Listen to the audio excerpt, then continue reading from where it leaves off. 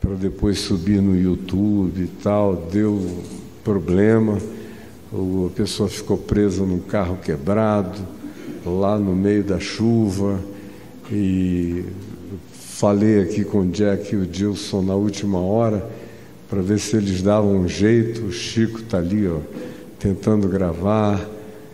Você também deve estar fazendo um outro ângulo. Falar em ângulo, está o Gilson ali também tentando pegar um outro. Tudo improvisado, mas depois tem uma magia chamada edição, que se mandarem tudo que não ficou exatamente perfeito para lá, eles dão um jeito, para lá e para cá. O importante é que a palavra chegue para milhares de pessoas que esperam avidamente. E não é de agora. Eu estou fazendo isso há 50 anos e meio, quase 51 anos. E milhões de pessoas são alcançadas, são transformadas, são tiradas do buraco, ganham entendimento, compreensão, percepção, alegria para viver quando não havia nenhuma. Eu tenho ouvido milhões de testemunhos, não é hipérbole, em 51 anos fazendo isso o dia inteiro, todo dia, e para milhares e até milhões de pessoas, você ouve a graça de Deus como eu gostaria que todo mundo ouvisse aqui. E eu sou convicto de que o que Deus me deu para fazer é uma das coisas mais essenciais que um ser humano pode fazer na vida. Eu faço com toda alegria, com toda dedicação, com todo o melhor que eu tenho. E como hoje eu fiz um post usando lá no meu Instagram um voo de uma águia que vinha de longe, puseram uma câmera certamente no dorso da águia, ela vinha com aquele vento todo para pousar na mão, no braço do seu domador, no meio de uma praça, com centenas de pessoas assistindo, e ela veio de longe, aí você vê a cidade de cima, ela faz aquele voo preciso e pá, vem, cai no braço dele. Eu falei, olha, eu estou num tempo da vida em que eu não tenho mais ocasião para ficar fazendo qualquer desperdício ou zigue-zagueamento. Eu já zigue-zagueei demais. Quando você é jovem, você zigue-zagueia muito. Todo mundo olha para você, vê potencial, inteligência, meios, recursos. Estou vendo a Suzana sentadinha aqui do lado da Lena, ali no meio. Quantos anos você trabalhou comigo lá na Vinde, Suzana? Alguns anos. Quantos? 4, 5 por aí, né? E ela assistiu um pouquinho de algumas coisas, mas ela lembra o movimento. Aquilo era uma rodoviária. A Lena, através do marido dela, do Edivaldo, que está comigo até o dia de hoje, é uma pessoa fundamental na minha vida, já vai fazer 35 anos, desde o início de 1989, quando eles chegaram, e o Edivaldo foi meu braço direito, esquerdo, perna e braço, enfim, no tempo que eles estavam o dia inteiro. E agora, quando ele tem milhões de outras atividades, continua a ser essencial para mim. Eles viram como, porque Deus me deu muitos dons, você acaba sendo esquartejado, puxado para um lado, puxado para o outro. Aí, de repente, todo mundo vem e diz, não, isso aqui, ninguém melhor para fazer do que você. Lá vai você, pega, começa a fazer, o negócio vai dando certo, vai crescendo, vai embora, ganha vida própria, mas tudo volta para você, as demandas também. E assim foram centenas de coisas no curso da minha vida, graças a Deus, com realizações maravilhosas, todas em favor de gente. Mas quando eu chego e as pessoas, por exemplo, me perguntam, como nessa viagem da qual a Adriana e eu voltamos ontem, à noitinha, E só nessa viagem eu ouvi umas 7 ou 8 vezes pessoas me perguntarem: com quantos anos o senhor está? Aí eu digo: 69 é o que eu faço, daqui a uns dias eu completo. Boto o pé no dia seguinte, no dia 16 de março eu boto o pé no primeiro dia dos 70, porque eu já gastei 69, aí começa a contar regressiva dos 70. Só eu sei com certeza que eu já gastei 69 anos, vou botar o pé no primeiro dia dos 70, mas eu não posso responder a sua pergunta de quantos anos eu tenho. Eu só sei de quantos anos eu tive até aqui. Quantos anos eu tenho? Olha, eu não tenho a menor ideia. Se eu tenho mais um dia, mais um ano, mais 10... Tem um pessoal novo, lindo, que entrou na minha vida de algum tempo para cá, que me conheceram há algum tempo, mas se aproximaram mais recentemente. São pessoas muito públicas. E com o convívio, elas foram entrando num processo de muita alegria, grata a Deus pela minha vida. Alguns nem sabiam nada de Evangelho, nem de Jesus. E esses são os que mais me fascinam, porque chegam com o coração cheio de efusividade. E um deles, semana retrasada, almoçando na casa dele, jantando com a Adriana na casa dele, com a esposa em São Paulo, falou: eu creio em Deus que você vai até os 104. Eu falei: ah, meu filho, você chegou agora, está cheio de vontade de me ter por mais alguns anos, mas eu agradeço a Deus por cada dia novo que Ele me tem dado. Eu já considero que eu estou fazendo hora extra há muitos anos, em razão de um monte de coisas que eu não vou ter tempo para narrar aqui, mas eu vivo cada dia com muita gratidão, mesmo.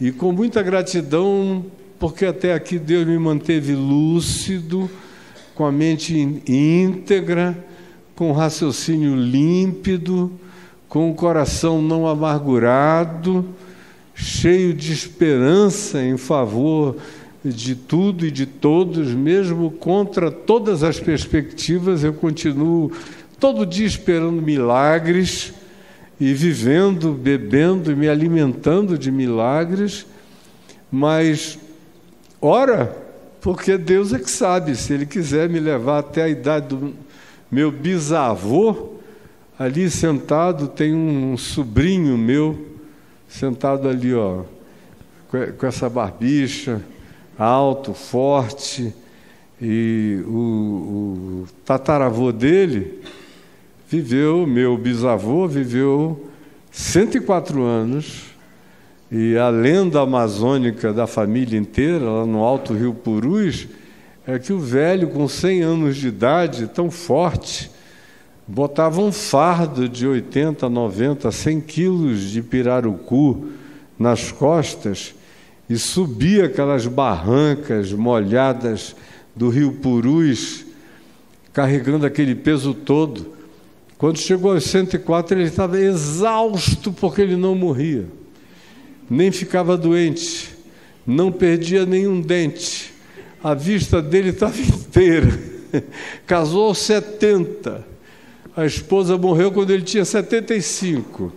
Não quis mais casar, criou os filhos que gerou, cuidou do seringal e do castanhal que possuía, e quando fez 104 anos, ele falou: eu não morro, meu Deus. Aí falou: deixem eu morrer, por favor. E aí atou uma rede do lado de fora da casa dele. Na época da friaca no Amazonas, o pessoal de longe não imagina. A floresta, que é muito quente, se você entra nela, ela tem aquele bafo de umidade, é uma sauna úmida. Mas à noite vem aquela cerração gelada, e ela entra, penetra tudo. Se você deita numa rede, se não puser alguma cobertura, você amanhece encharcado, você e a rede. e a umidade atravessa a rede, ela fica toda úmida. E ele disse, não, eu vou ficar na varanda até Deus me levar.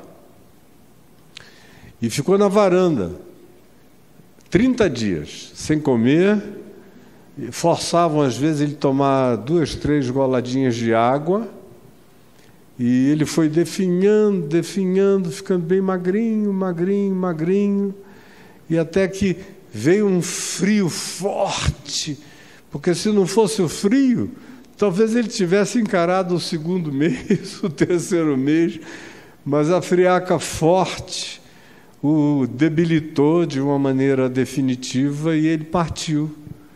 E a família toda conta isso com muita alegria. Ninguém achou que tinha perdido ninguém. Foi um homem que viveu com plenitude até o dia que decidiu, diante de Deus, da vida, partir, porque estava satisfeito com o que já tinham alcançado, os filhos todos criados, e ele já tinha se tornado aquele ser para além das miragens, das ilusões, das fantasmagorias ilusórias, uma pessoa para quem só ficou o mundo real.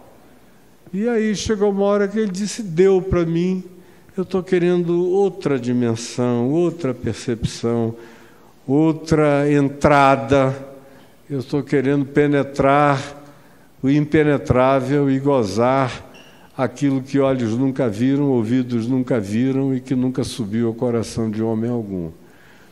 Eu não cheguei lá, mas existencialmente eu sou meio assim. A minha mulher sabe que eu estou pronto todo dia para o que der e para o que vier. E aprendi a não ter muitas expectativas sobre nada nem ninguém. Qualquer coisa boa que as pessoas me façam, para mim é lucro, é bônus.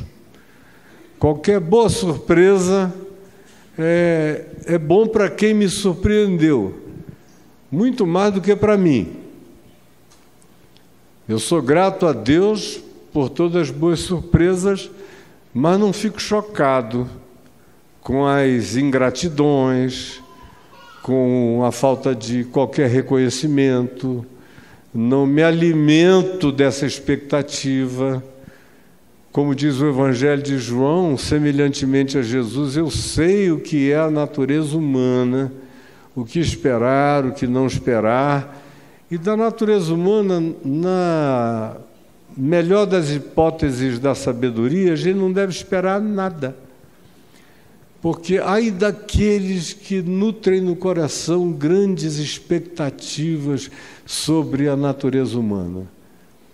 Deus me deu a bênção de gerar 5 filhos, de criar 4 deles, até que um deles partiu há 20 anos para o Senhor, e a Bruna, que é minha filha, Nanazinha, que está aqui, estava lá na hora que ele morreu, partiu, e foi ela que me ligou às 4h30 da madrugada, e quando eu ouvi o tom da voz dela, a única coisa que eu perguntei foi qual deles, minha filha?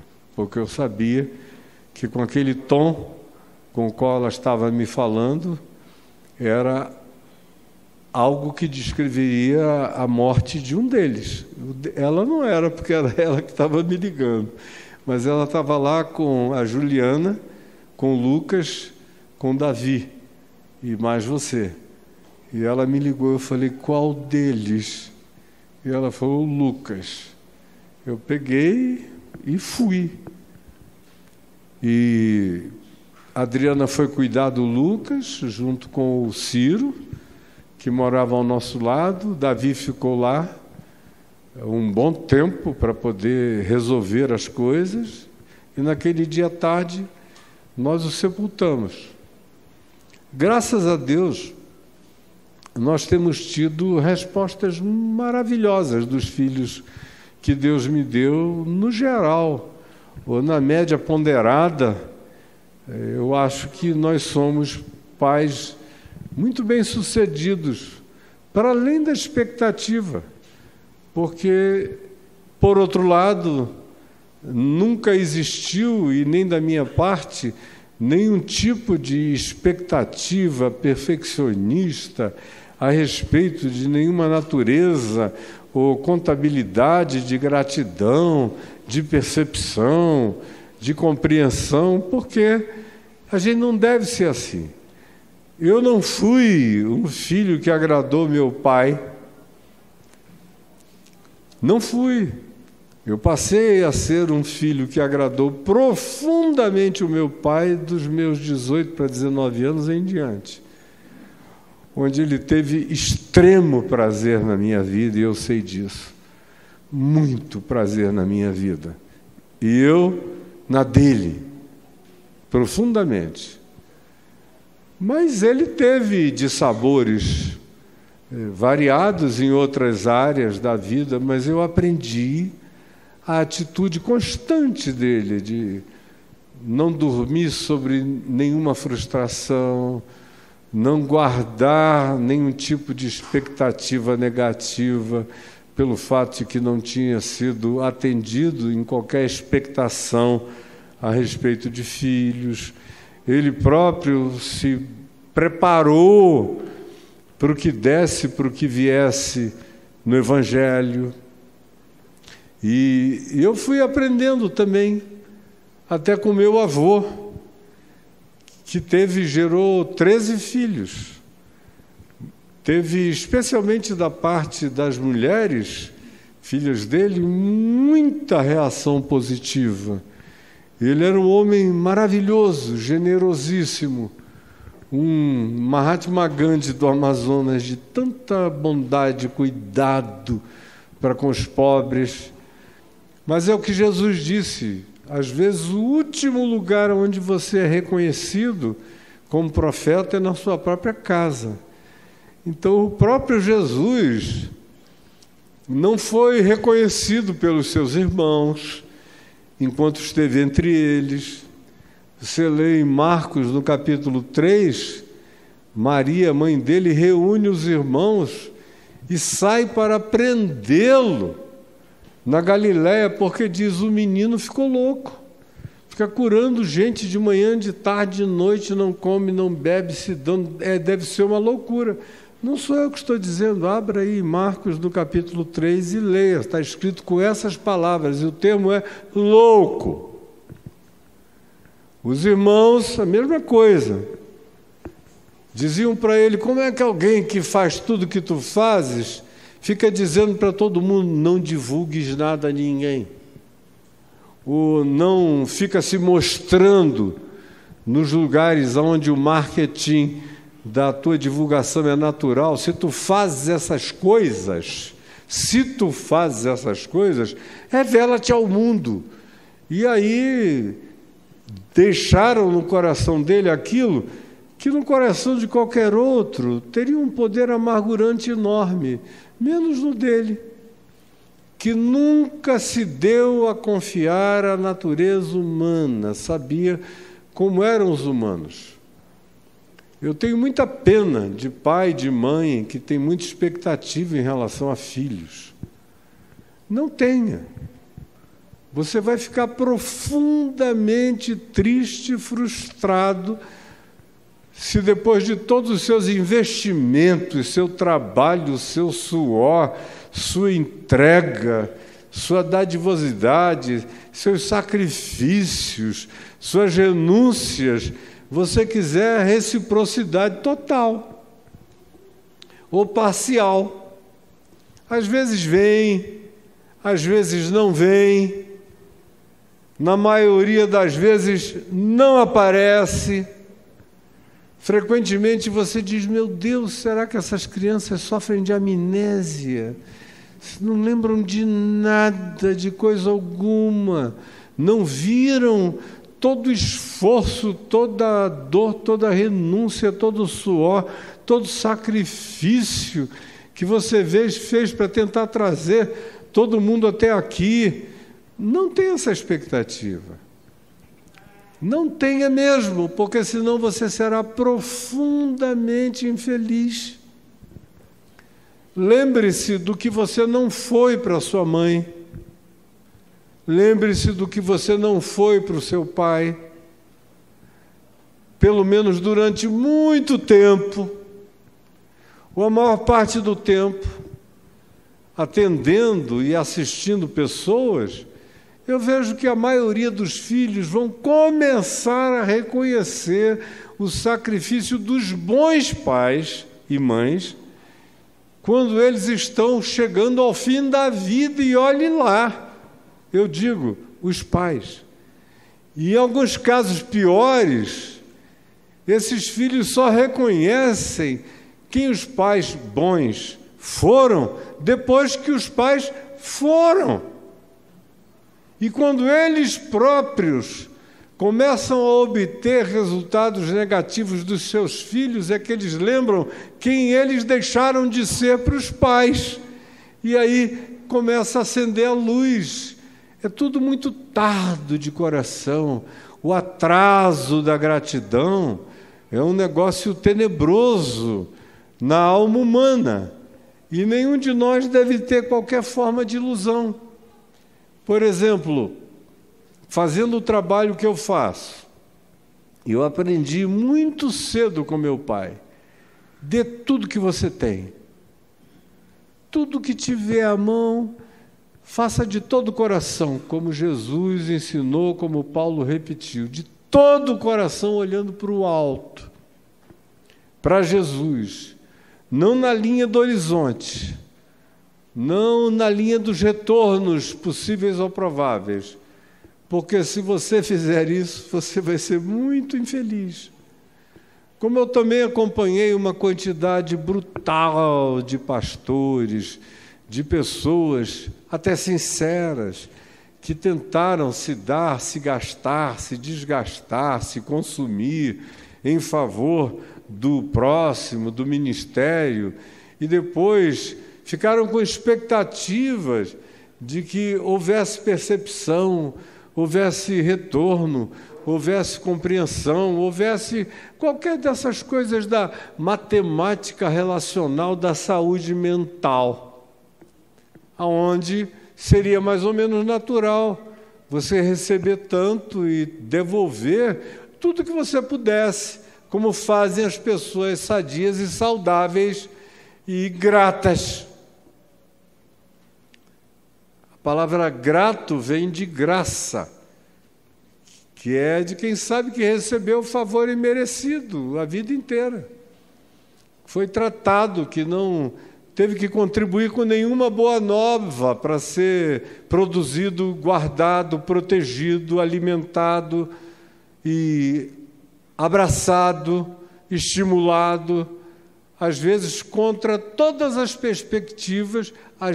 Os bons pais, as boas mães estão sempre ali, crendo, investindo, apostando, estimulando. E o retorno? O retorno é parco, é pífio, ou, não raramente, como eu já disse, inexistente.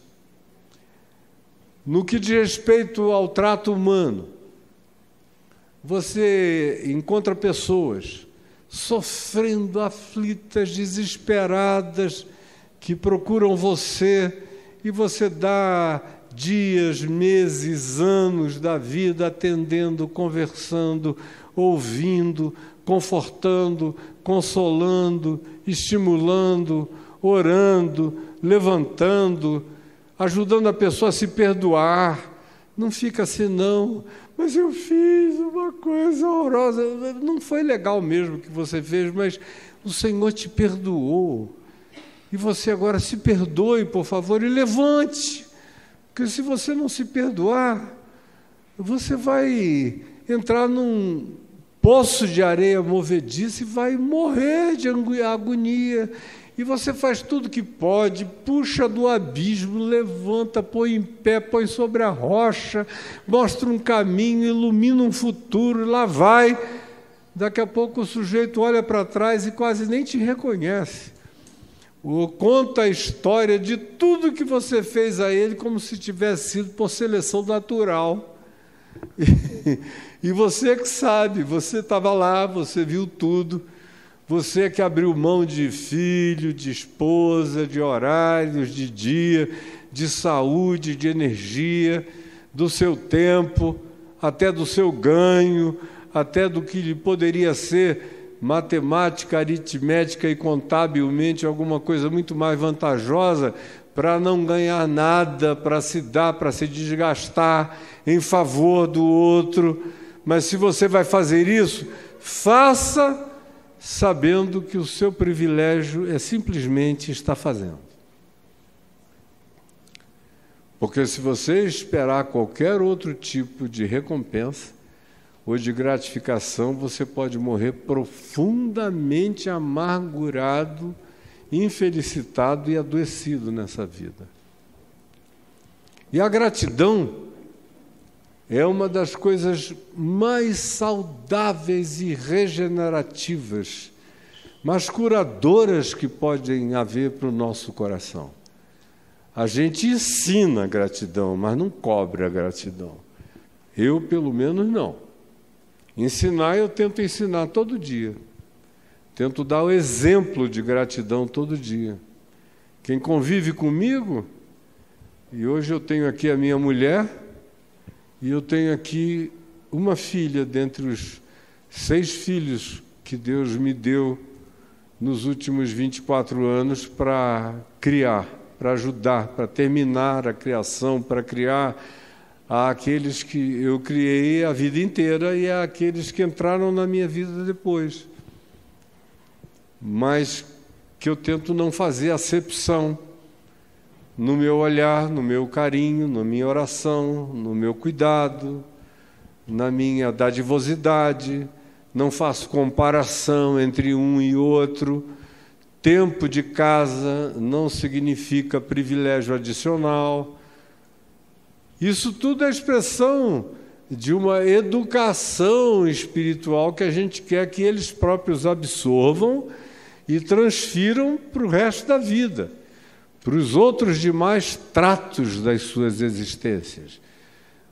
E tento dar o meu exemplo, como eles veem, como eu sou grato por todo mundo que me ajuda, não importa o tamanho da ajuda. Se me deram um tonel ou se me deram um copo d'água, eu sou grato para o resto da minha vida, não esqueço nunca mais. Me serviu um copo d'água. Quando eu estava com sede, eu serei grato e darei o rio Amazonas, se eu puder, para a pessoa o resto da minha vida. O beneficiário sou eu. Quem recebe a grande bênção sou eu. A gratidão me unge, me abençoa, me sara, de modo que, se eu cheguei até aqui, eu tenho sido energizado profundamente pelo poder da gratidão. Já sofri todas as decepções que você possa imaginar nessa vida. De gente que você deu o que tinha, o que não tinha, deu a alma.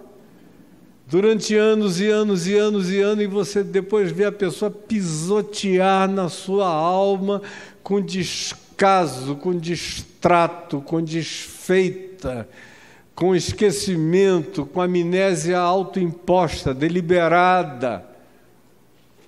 E aí cabe a você ser maior do que a doença, a maldade, a falta de memória, e não ficar se lembrando para si mesmo, como justiça própria, do que você fez pela pessoa.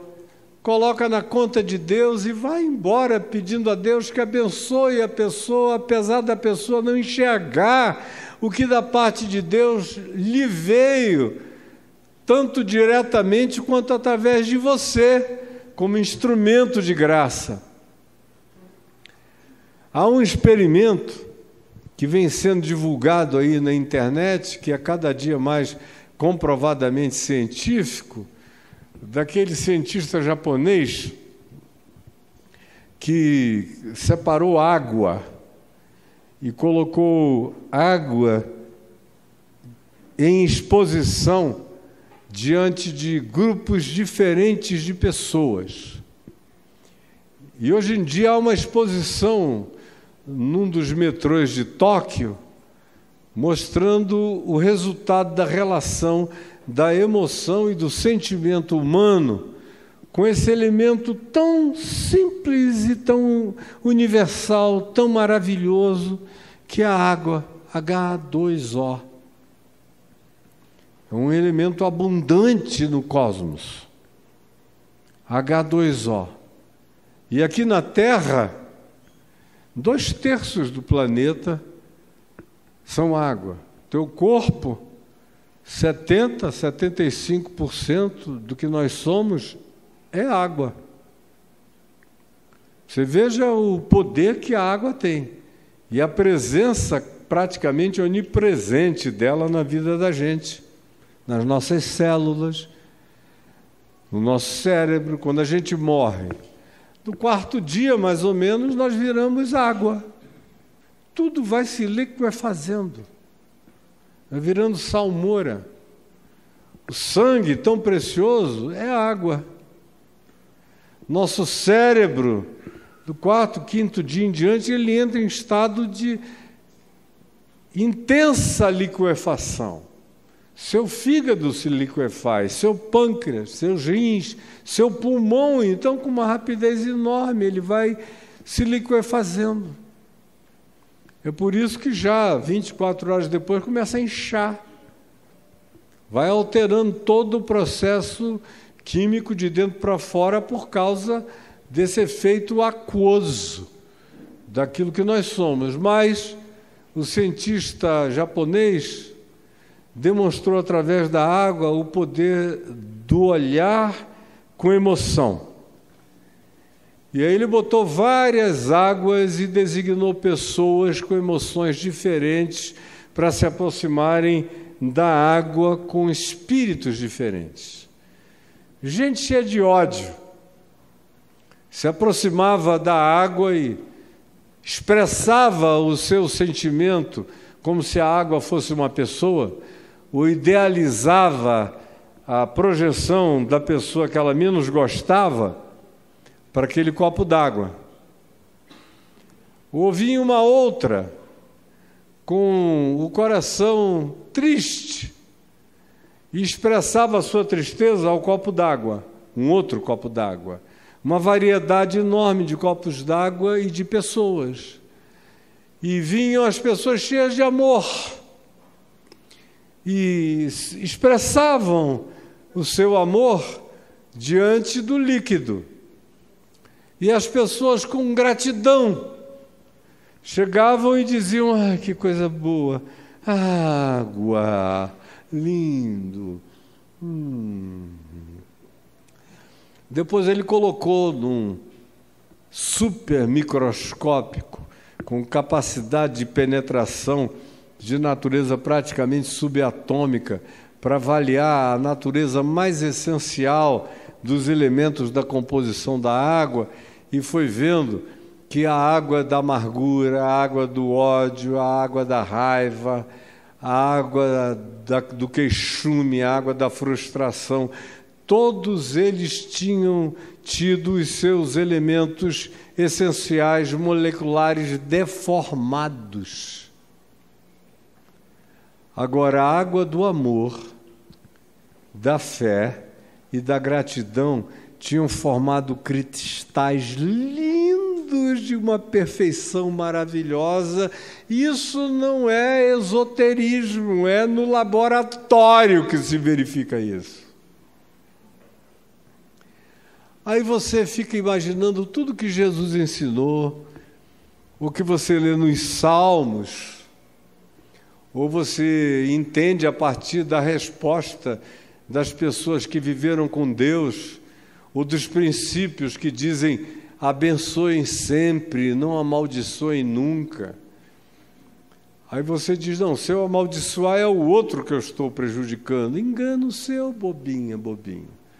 Se amaldiçoa o outro, é para você que vem.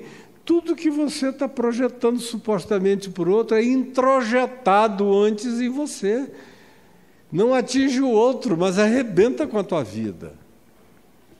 Ou quando você vê Davi, por exemplo, com a fartura de salmos de gratidão, eu te louvo, eu te bendigo, tu és bom, bom, bom. São aqueles salmos praticamente cansativos de bom é o Senhor, sempre bom é o Senhor, sua misericórdia dura para sempre.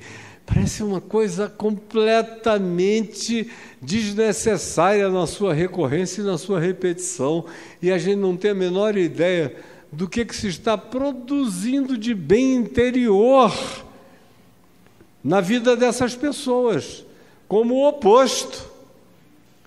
Eu odeio. Se eu pudesse, eu matava. O bem que me fez, não fez mais do que obrigação, não pedi para nascer.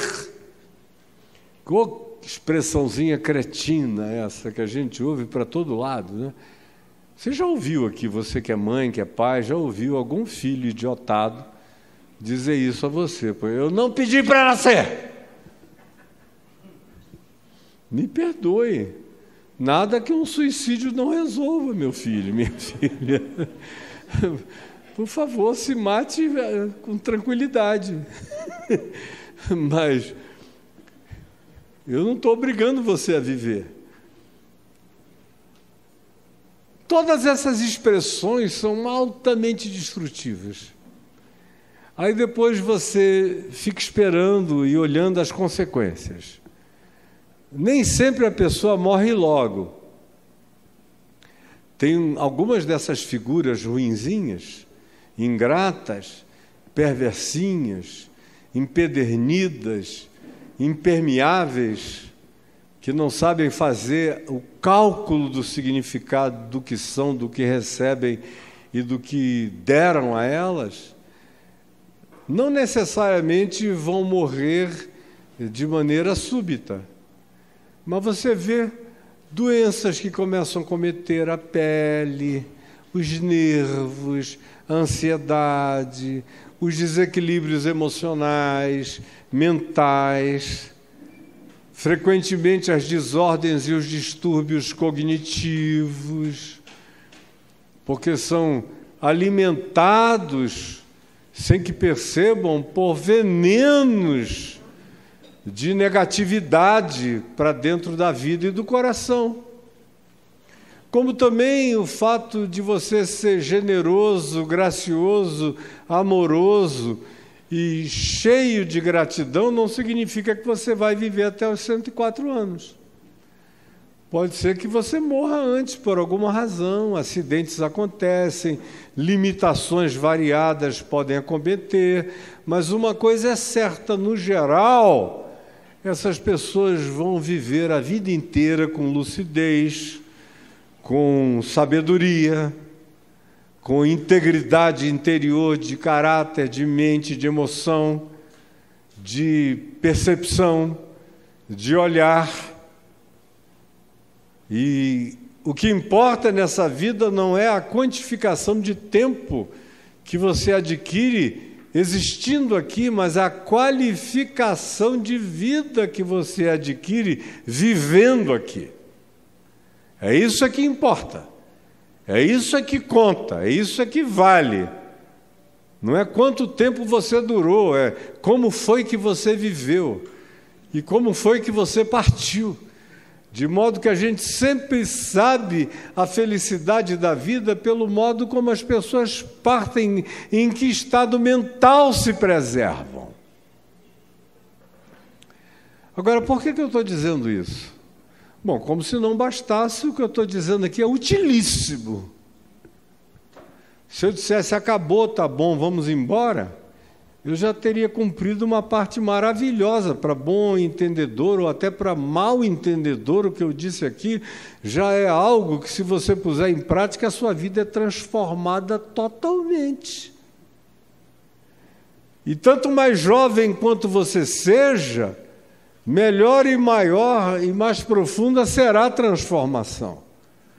Mas mesmo os mais idosos, ranhetas, ranzinzas, viciados, reclamões, cansativos, negativos, ainda podem sofrer um estalo, ainda podem sofrer uma conversão idosa, de compreensão, de atitude. E toda vez que eu penso numa pessoa idosa, horrorosa, que sofreu uma mudança súbita, eu me lembro de uma pessoinha que me viu nascer na cidade de Manaus, de quem eu acabei vindo a me tornar pastor. E ela era uma mulher amarga, que bem cedo na juventude, por falta de trato, perdeu todos os dentes, aí foi engravidada por um oportunista que fez um filho nela, foi embora e a deixou com aquele garoto ali, e você encontrava com ela e dizia: como é que vai, dona fulana? Você, ai, meu Deus, era uma peçonha que ela lançava, era um veneno, era uma amargura, era uma coisa horrorosa. E eu me tornei pastor dela quando eu tinha 20 anos de idade. E ela já era uma senhora de 60. E eu olhava para ela e dizia: meu Deus, como essa mulher viveu até aqui, nesse estado, e o que a aguarda ainda? E eu orava por ela e dizia: Senhor, só um milagre tipo ressurreição de Lázaro pode tirar essa mulher desse buraco fundo de malquerência, de tristeza, de amargura, de declarações negativas. Só um milagre. Mas um dia chegou esse milagre. E chegou assim, como estamos nós aqui. Eu estava pregando o Evangelho e naquele dia, pela primeira vez em 60 anos da vida dela, ela que cresceu dentro de igreja, naquele dia o Evangelho se apresentou novo pela primeira vez, como boa nova para ela. E ela começou a chorar, ficou 2, 3 dias sem parar de chorar.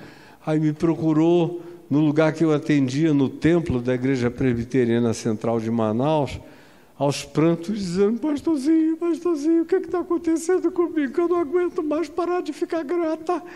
Eu não estou acostumada a ser grata. Meu Deus, eu estou grata. O que eu faço com essa gratidão? Eu falei: deixa jorrar assim, como cataratas. Começa a declarar essa gratidão para todo lado, porque tudo que não te falta é razão para ser grata. Os teus dentes, pelo amor de Deus, ela sabia, vai meu dente, como é que ficou aqui?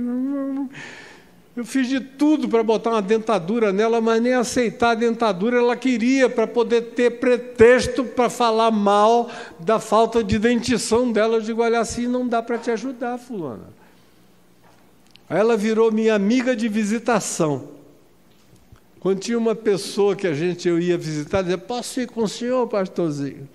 Ela foi muito para o hospital, para enfrentar moribundos. E ela chegava lá e ia dizendo: olha, eu vivi a minha vida inteira num estado de desperdício. Hoje eu não sei onde eu ponho tanta gratidão. Sabe como é que aconteceu? O que aconteceu? Nada. Nada mudou fora de mim. Foi dentro de mim que mudou tudo. E agora eu estou assim. Ela viveu até os 80 e tantos anos e partiu para o Senhor cheia de gratidão. Esse milagre pode acontecer mesmo nos mais viciados, na lamúria, no culto à melancolia pessoal, à tristeza pessoal e à ingratidão que cresce como um absinto, como uma amargura envenenante para dentro da gente e do coração. Então, citações do Novo Testamento, por exemplo. É o apóstolo Paulo que diz que todas as coisas, pela oração e pela ação de graças são santificadas. Ele repete isso várias vezes. Jesus, pela gratidão, considerou puros todos os alimentos e todos os elementos. Pela simples gratidão. Experimento do cientista japonês. Amor, gratidão, alegria, fazem tudo ser alterado até na estrutura molecular da substância em questão, ou do que quer que seja. Em tudo dai graças, não é o que Paulo diz? Porque essa é a vontade de Deus em Cristo Jesus. Ele repete em diversas circunstâncias diferentes: tudo que vos vier à mão, ou tudo que lhes passar pelo ser, seja em palavra, seja em ação, seja em pensamento, seja em olhar, seja em interpretação, façam isso com toda gratidão, porque essa é a vontade de Deus em Cristo Jesus. E a gente fica pensando que isso é só um rito de natureza religiosa. Não, é pura autopreservação, é medicina. A mais profunda e essencial medicina, ortomolecular, ortoespiritual, ortopsíquica, que você queira para a sua vida, decorre daí, da gratidão, em amor. Até as coisas mais difíceis. Como eu me lembro, no dia que meu irmão Luiz Fábio faleceu num acidente de carro, e meu pai me incumbiu, ele estava na rua e foi receber as informações mais precisas e me disse: vá em casa e conte para sua mãe. E eu fui para casa. Quando eu cheguei lá, tinha chegado antes de mim uma senhora da igreja, daquelas bem sábias, sensatas, ponderadas, e disse para minha mãe, lá de fora: Laci! O nome da minha mãe era Laci. Laci! O Luizinho morreu! Oh, sabedoria! E eu estou chegando ouvindo aquilo, digo: meu Jesus, essa mulher chegou primeiro do que eu. Que tragédia!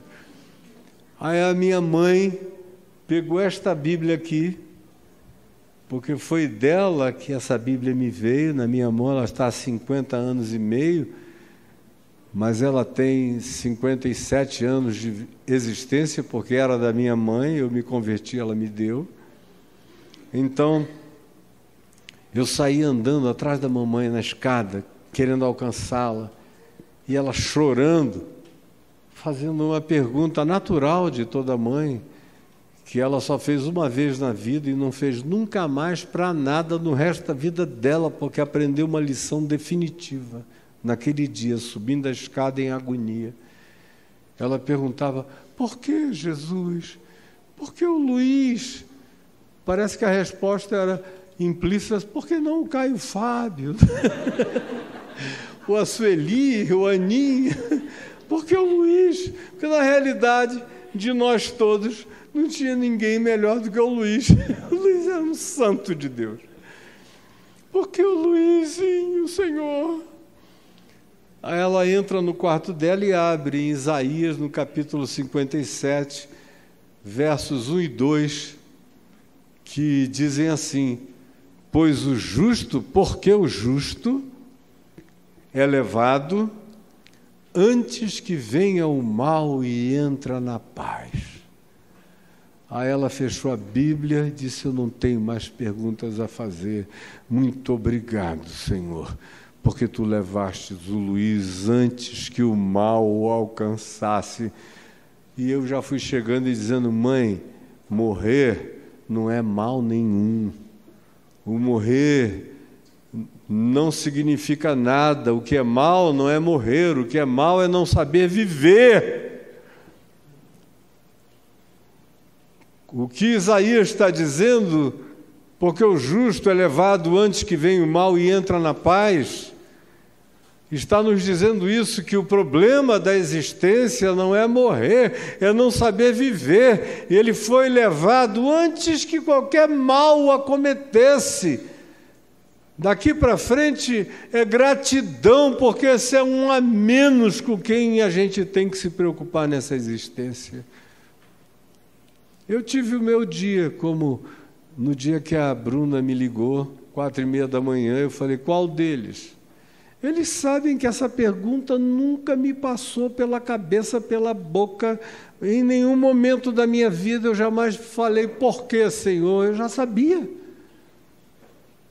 Foi tudo bom, foi tudo bem. Tudo que eu tinha no coração era gratidão. Por ter podido conviver, por ter podido ser pai, por ter podido ajudar, por ter podido carregar quando precisou, por ter podido sofrer quando foi necessário, por ter podido me alegrar quando eu pude, e agora por estar sepultando alguém a quem eu amei até as últimas consequências do meu coração e da minha vida. E tudo que me ficou dele foi gratidão no coração. Aí você pega e você lê no livro de Provérbios que a boa palavra, o bom espírito, o bom sentimento, a boa resposta são medicina para a alma e para o corpo. Medicina para a alma e para o corpo. Tanto mais quanto você se encha de uma atitude de gratidão, mesmo que você carregue no DNA uma propensão para a morte e eventualmente venha a morrer antes da hora daquilo, mas você posterga, atrasa o máximo possível aquele acontecimento pela gratidão. Eu vivo com uma espécie de espada na cabeça desde os 27 anos de idade, quando o médico me disse que eu poderia morrer a qualquer momento.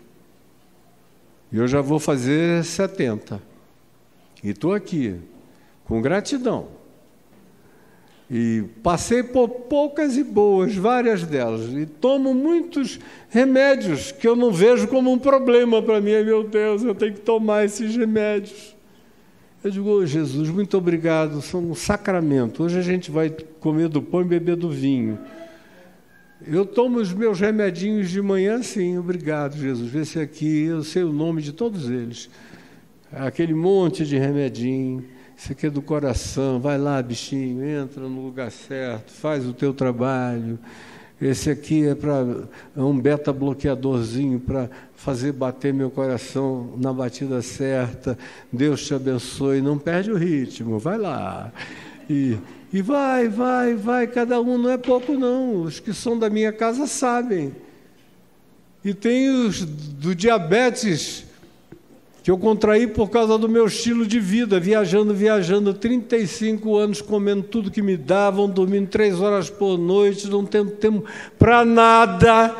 Não tem ninguém que aguente, você adoece. Mesmo pregando o evangelho e servindo a Deus, adoece. Eu contraí diabetes do segundo tipo, tipo 2.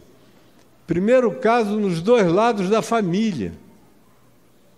Não há esse DNA diabético na minha família, em nenhum dos ramos. Eu fui o primeiro. Mas eu tomo aquilo ali com tanta gratidão, porque eu nasci num tempo onde isso existe. Se eu tivesse nascido alguns anos antes, isso não existiria. Nada do que me alimenta como medicina para o corpo existia há pouco tempo atrás. Eu sou um privilegiado de ter nascido e de ter meios para poder adquirir, porque tem gente que não tem meios para adquirir e morre antes da hora. Eu acabei de visitar uma pessoa que começou a me ouvir numa UTI em São Paulo, e nós temos um amigo em comum E ele começou a me ouvir, deram para ele me ouvir na UTI. Aliás, ele sonhou com um amigo comum que falou para ele: você tem que ouvir o Caio. Aí ele foi me procurar e começou a me ouvir avidamente, com a perspectiva de que eventualmente viesse a morrer. Ficou 45 dias ouvindo, 60 dias ouvindo. Depois me ligou. Falou: venha a São Paulo e me visita, por favor. Eu falei: claro que eu te visito. E lá ele me disse: rapaz, esse país tem um SUS muito bom. O problema é a fila, é a demora. E eu não podia esperar. Se eu não tivesse ido em 24 horas, eu teria morrido antes. E graças a Deus, porque eu tenho dinheiro, eu sou um homem rico. E gastei milhões nessa sobrevivência. E eu fiquei, me deu um constrangimento do coração de ter tanto para poder me salvar, enquanto tem outros que não têm nada para sobreviver, nem mesmo o pão. Eu falei: mas você não vai ficar agora amargurado por causa disso, né? Pega o que você tem, tenta ajudar quem não tem, mas fica grato pelo que você pôde. E não se culpe pelo que você pôde. Dê graças a Deus. Mas tem muita gente se matando de ingratidão todo dia, se enfeiando de ingratidão, e ingratidão enfeia.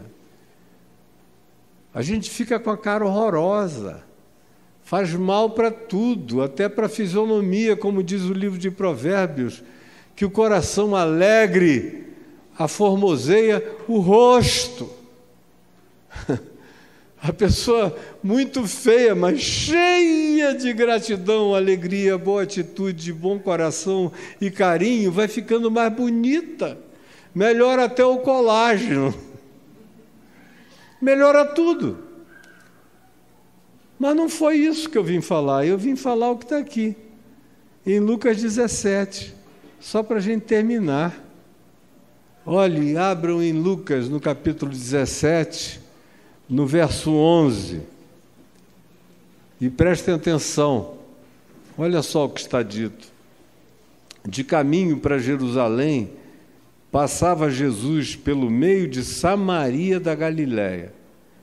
Ao entrar numa aldeia, saíram-lhe ao encontro 10 leprosos, que ficaram de longe, porque os leprosos não podiam se aproximar, eles eram seres completamente marginalizados, tanto pela hanseníase como pelo preconceito espiritual religioso que sobre eles recaía como seres amaldiçoados, segundo a interpretação antiquada, perversa, perniciosa, maligna da religião.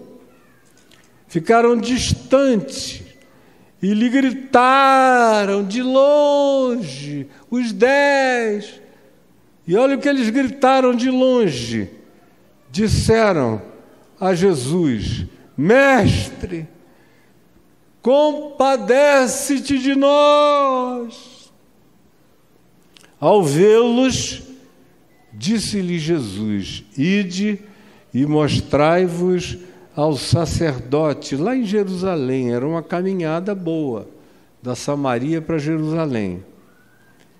E o texto prossegue dizendo o seguinte: aconteceu que, enquanto eles iam, foram todos eles, os 10, foram imediatamente purificados. Enquanto iam. Não chegaram ao templo, nem ao sacerdote, nem a nada. Eles só creram na palavra de Jesus e partiram. Enquanto iam, os 10 foram completamente purificados. Aí o verso 15 diz: um dos 10, eram 10, mas olha só a conta da gratidão em relação à multidão dos beneficiados. Isso com Jesus.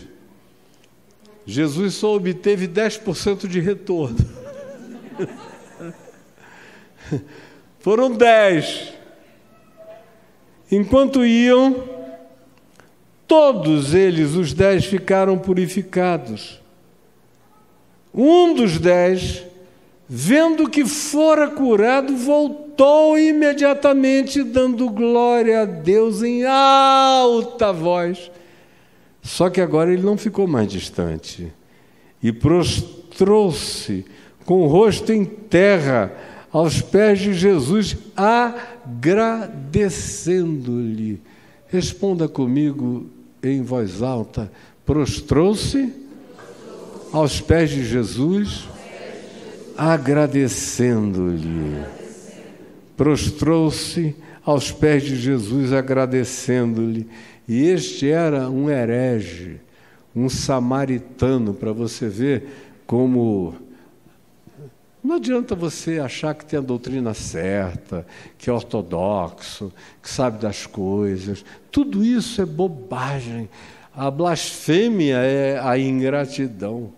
O samaritano, que era odiado por todos os judeus e pela religião oficial em Israel, que era considerado um ser completamente desprezível, é esse que volta com o coração cheio de gratidão.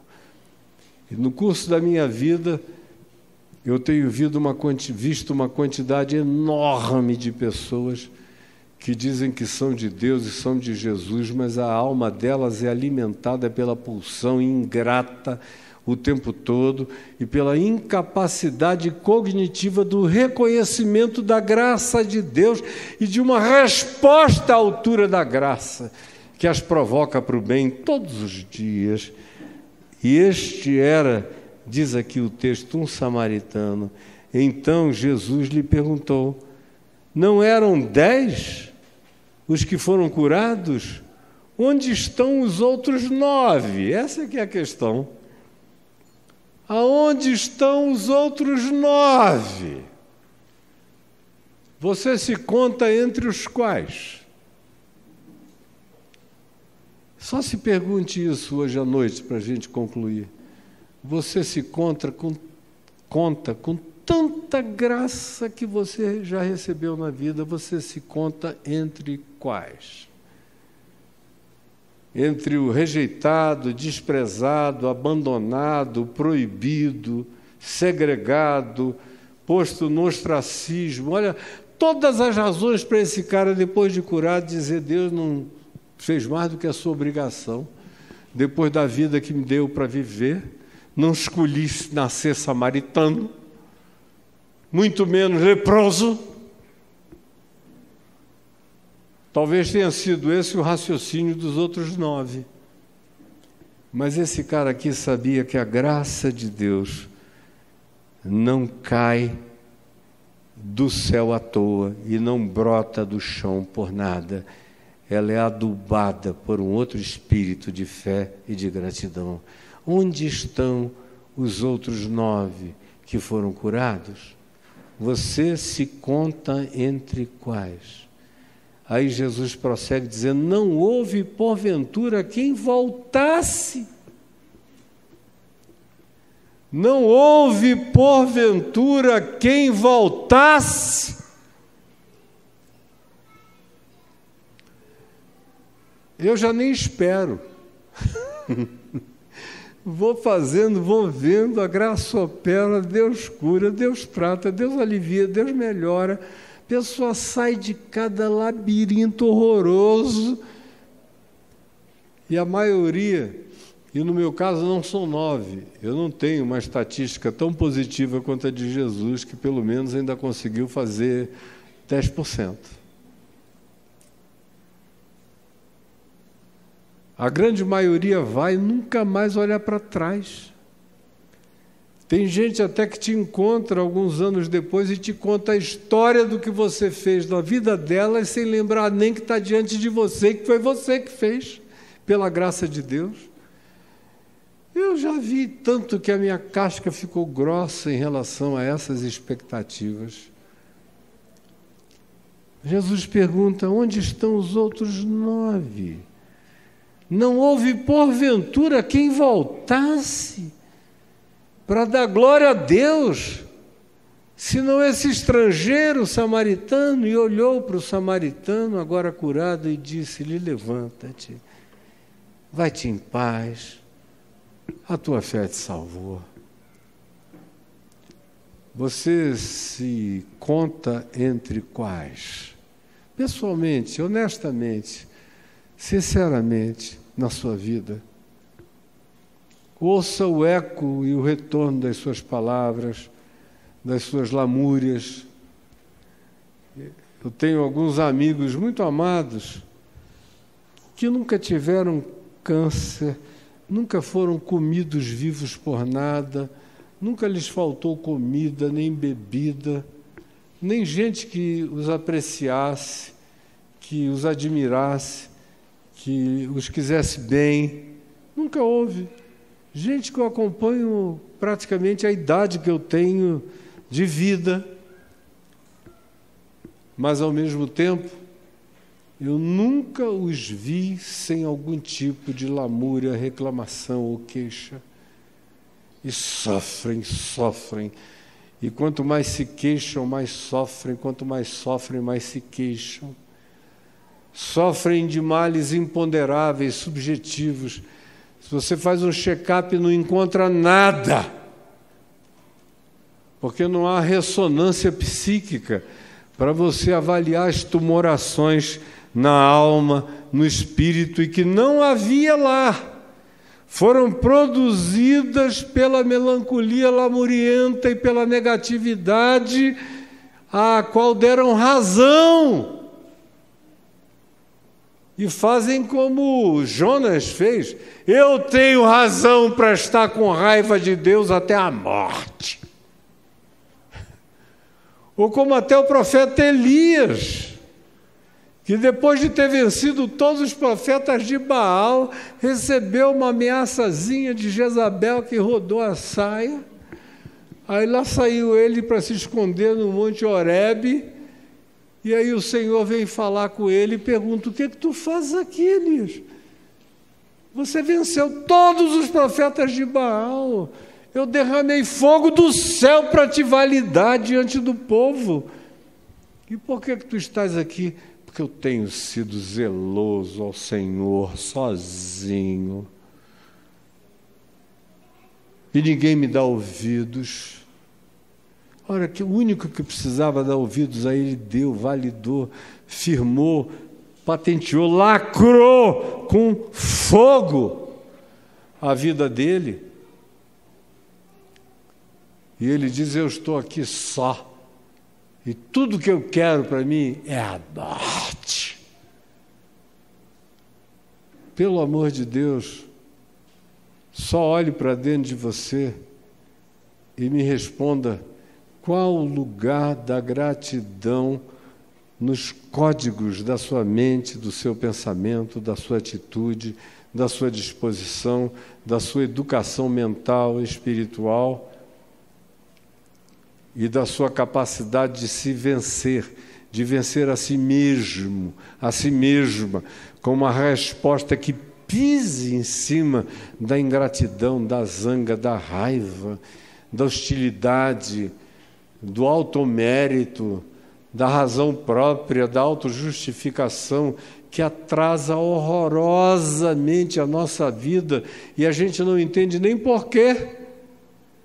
Tudo de bom te cerca, tudo de bom te é dado. Você alcança o que a maioria não alcança, mas você continua viciado, viciada na reclamação, na queixa, na demanda, na impaciência, que é ingratidão. Tanto mais quanto a gente vai ficando impaciente, mais ingrato a gente se torna. Não é possível ter uma impaciência grata. Toda impaciência vem alimentada pela ingratidão. E toda genuína gratidão silencia a impaciência, crescente gradativamente, faz você cair em si. A impaciência quer se levantar e você começa a ver quanta bondade te cerca, começa a ficar envergonhado pela impaciência. Que razão tenho eu para alimentar de veneno a vida que é em mim alimentada por tanta graça, por tanta misericórdia, por tanta bondade, por tanto socorro, por tanto privilégio, todo dia. Mesmo que você esteja doente, aflito, você ainda está aqui ouvindo essa palavra. Bem-aventurado é você que está ouvindo essa palavra. Jesus diria, porque em verdade eu vos digo que muitos sábios e reis quiseram ouvir o que vocês estão ouvindo e não ouviram. E morreram de infelicidade. Eu já falei mais do que o suficiente. E não foi isso que eu vim falar hoje aqui. Foi um episódio antes de eu entrar aqui que me fez ter vontade de pregar sobre gratidão. Eu vim a falar sobre deixo-vos a paz, a minha paz vos dou, não vou lá dou como a dá o mundo, não se turbe o vosso coração, nem se atemorize, e outros 3 textos correlacionados no Evangelho de João, capítulos 14 e 16.